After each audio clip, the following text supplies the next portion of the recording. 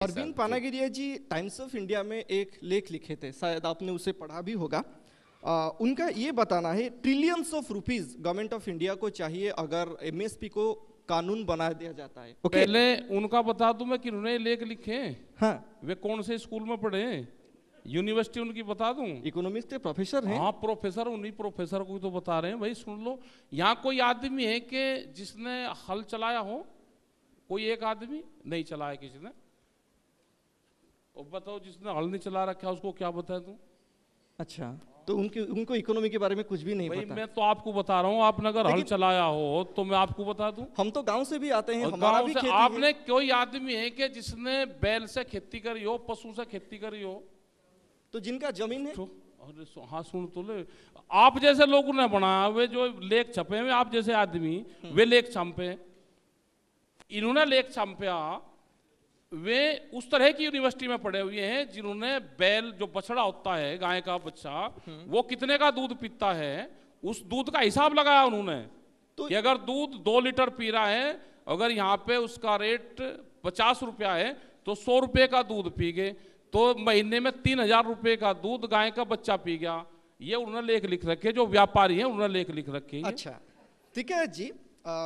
1940 ये अभी MSP for paddy है। ओके, उड़ीसा में जितने किसान लोग जो भी खेती करते हैं, जितना भी प्रोडक्शन होता है, उसमें कंजप्शन और जो मंडी में जाता है उनका अगर रेशियो देखेंगे और अगर एमएसपी के बारे में बात करेंगे, जितना प्रॉफिट पंजाब और हरियाणा के किसानों को मिलता है, क्या उसी हिसाब से उड़ीसा के जो किसान भाई और बहन हैं उनको ये प्रॉफिट होता है? अगर होता है तो जिस तरह से हरियाणा, पंजाब और यूपी में हम किसानों भाई और बहनों की प्रोटेस्ट देखे, उड़ीसा में इस तरह से एक कंट्रीब्यूशन आपको क्यों नहीं मिला? हम ये जानना चाहते हैं। ये कह रहा है कि ये कानून इसलिए तो बनवाना चाहते थे, एमएसपी गारंटी कानून देश में बन जाए, उसके नीचे पे फसलों की खरीद ना हो, जो व्यापारी खरीद रहा है, जो उद्योग में ले जा रहा है, सरकार खरीद ले, सरकार को जितना खरीदना है वो खरीद ले। सरकार 4000 करोड़ रुपए के समथिंग खरीदती है, कम बत्ती हो सकता है। हाँ। उसमें से 1.5 लाख करोड़ रुपए की वो सस्ती खरीदती है, उसने 1400 रुपये पर क्विंटल में खरीद ली और उसने भारत सरकार को 2000 रुपये क्विंटल में बेच दी। तो 1.5 लाख करोड़ रुपया ये व्यापारी से आएगा, उद्योग धंधु से आएगा, उद्योगपति से आएगा। जो एक आदमी जो व्यापारी है वो 40-40 हजार क्विंटल खरीदता है एक। हम किसान अपनी 10 क्विंटल नहीं बेच सकते, 20 क्विंटल नहीं बेच सकते, तो वो मार्केट हमको भी बता दो। इसीलिए तो कानून चाहिए था, एमएसपी गारंटी कानून हो जाएगा, जो भारत सरकार का मिनिमम सपोर्ट प्राइस है उसके नीचे पे खरीद ना हो। यही तो आंदोलन है। टिकाई जी, जो छोटे किसान हैं जिनके जमीन 2 हेक्टेयर से कम है या 1.5 हेक्टेयर से कम है, उनका फसल कम है और उनको एमएसपी ज़्यादा अवेल नहीं कर पाते हैं वो लोग।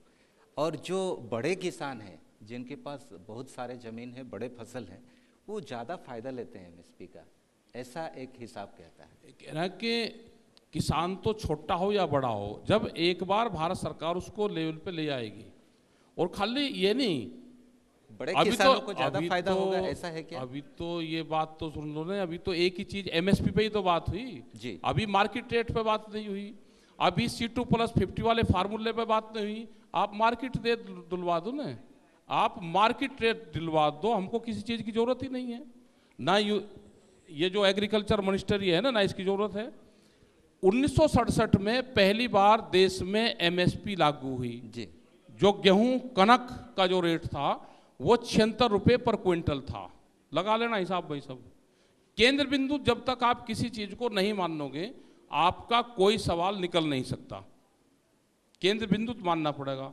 आप मार्केट रेट पा जाओ, एमएसपी पर नहीं आना चाहते। 1967 में पहली बार देश में गेहूं की खरीद हुई, 76 रुपये पर क्विंटल रेट था। जो कर्मचारी था उसकी सैलरी 70 रुपया थी, वो 1 महीने की सैलरी में 1 क्विंटल कनक नहीं खरीद सकता था। सोने का भाव 200 रुपये का तोला था, 12 ग्राम का तोला होता था। हम 3 क्विंटल गेहूं बेच के 1 तोला सोना खरीद लेते थे। आज दिलवा दो हमको 3 क्विंटल गेहूं में 1 तोला सोना। ये जो किसान है ना, जो यहाँ पे छोटा बढ़ाते हैं, ये भी पूरा मजबूत रहेगा। हम अपनी फसल बेच के काम चलाते थे। जो ब्रिक्स लग रही हैं इसमें, जो आपके जो महल में लगी हुई है होटल में, ये 1 क्विंटल गेहूं बेचकर 2,500 खरीदते थे। ठीक है जी, इस फसलों बात के रेट में अंतर हुआ है। हाँ।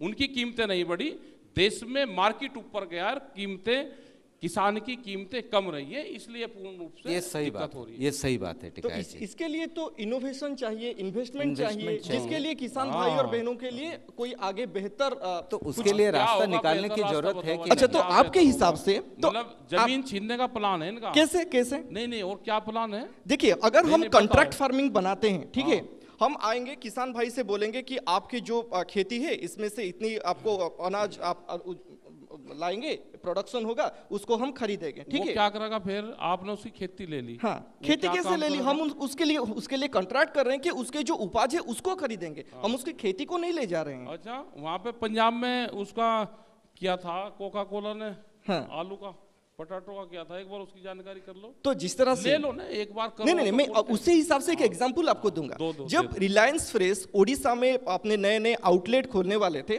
तभी ओडिशा में एक प्रोटेस्ट हुआ कि यहाँ के जो छोटे छोटे व्यापारी हैं उनका क्या होगा।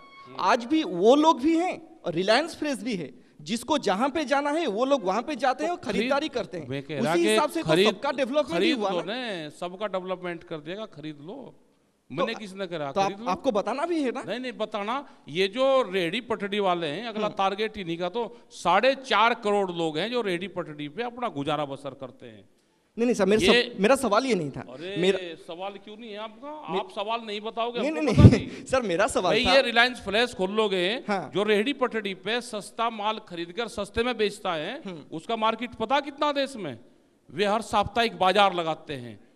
जो 2 रुपए का सिंदूर और 2 रुपए की चीजें आती हैं, वो 120 रुपए की मिलेगी, शीशे के बीच में बैठती है। खुलवा लो आप। तो जिनको खरीदना है वो रिलायंस फ्रेश नहीं, जाते हैं, खरीद- जिनको ओपन मार्केट अरे, से खरीदना है वो वहां भी मैं जाते कह हैं। रहा कि जो कंपनी वाले हैं उसका खरीदार दूसरा है। हाँ। जो गांव का आदमी वो खरीद लगा क्या उसमें से? रिलायंस फ्लैश में से खरीद लगा? तो एक वो तो उसमें से खरीदता है जो साप्ताहिक बाजार लगता है, कि मेरे यहाँ पे बाजार लगेगा 8 दिन में, वो 8 दिन का सामान खरीद कर लेकर जाता है वो। तो सर आपके हिसाब से 4.5 ट्रेडिशनल करोड़ खेती ही चलना चाहिए। 4.5 करोड़ लोग उससे प्रभावित होंगे। सर, ये जो बड़ी कंपनी आ रही है ना, वो उनको भी बर्बाद करना चाहती है। सर आपके हिसाब से ट्रेडिशनल खेती चलनी चाहिए या फिर इन्वेस्टमेंट हमने कह इनोवेशन रहा है कि चाहिए? करा लो ना, कौन मना कर रहा है? करवाओ। तो कैसे होगा आप बताइए। आपको नहीं, रास्ते होगा। निकालने होंगे टिकायत जी। आपको ही रास्ता निकालना है। सबकी खरीद कर रही है क्या वे? टिकायत जी, देखो, सुधार करना पड़ेगा सरकारों को। सुधार खाली भाव से नहीं होगा, सुधार होगा सड़कें बनाने से, सुधार होगा वहां पे मेडिकल फैसिलिटी देने से, सुधार होगा उनको एजुकेशन देने से।